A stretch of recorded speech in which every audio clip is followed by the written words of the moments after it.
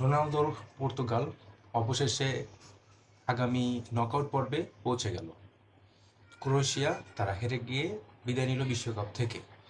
এইখানে পর্তুগালে যে খেলাটা খেলেছে, অসাধারণ খেলেছে ক্রোয়েশিয়া, তাদের জন্য মানে শুভকামনা আগামী দিনগুলোর জন্য।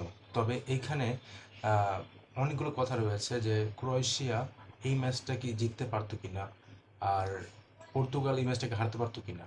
একদিকে রোনালদো, আরেকদিকে সে ওই যে ক্রোয়েশিয়ার যে দলটার ভালো খেলোয়াড় উনি, যিনি যেভাবে খেলেছেন 53 মিনিটে একটা গোল করেন পারসিক ক্রোয়েশিয়া, তিনি একটা লিড এনে দেন ক্রোয়েশিয়াকে এবং ক্রোয়েশিয়া এগিয়ে যায়।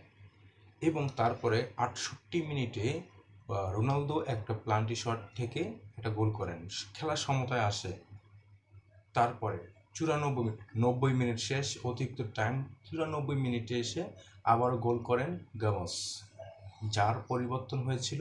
রোনালদোকে সাবস্টিটিউট করে গ্যামস মাঠে নেমেছিলেন, তিনি কিন্তু 94 মিনিটে গোলটা করেন। পর্তুগাল এগিয়ে যায়।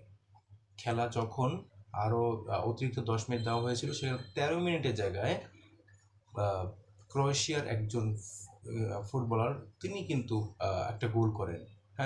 গোল করেন, সমতা আসে 2-2। সব দিকে উত্তেজনা যে খেলা অতিরিক্ত সময় চলে যাবে, এটাই ভাবা হচ্ছিল সবখানে, যে খেলা আরও 30 মিনিটের জন্য অতিরিক্ত সময় চলে যাচ্ছে।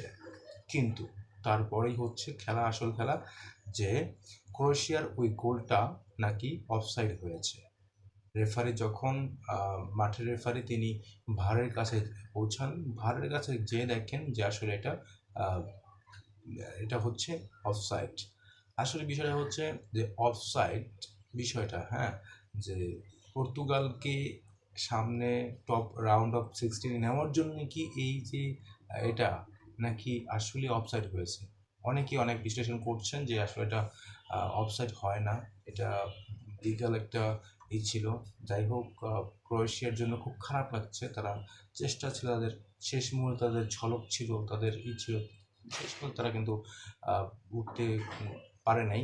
যাই হোক, ক্রিস্টিয়ানো রোনালদোর দলটা পর্তুগাল, তারা নকআউট পর্বে 16-এ স্পেনের বিপক্ষে খেলবে। তাদের জন্য শুভকামনা। ভিডিওটি কেমন লাগলো অবশ্যই জানাবেন এবং এই খেলার মন্তব্য অবশ্যই কমেন্টে জানিয়ে দেবেন। ধন্যবাদ সবাইকে।